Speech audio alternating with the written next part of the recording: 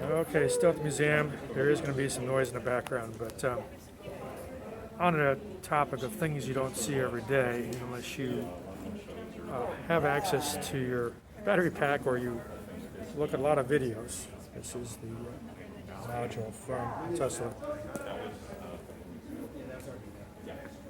And I have to walk around this barrier and get the other side. Back again. BMS board. The terminals. The end. And no description, but clearly this is a Model S module. There's your cooling jackets.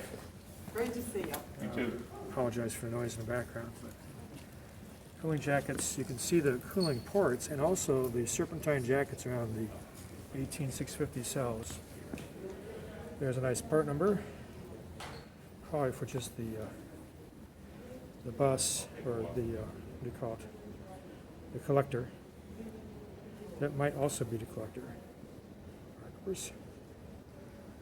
You see all those 18650s, 444 of them. And yeah, so there's a Model S module for the high voltage pack.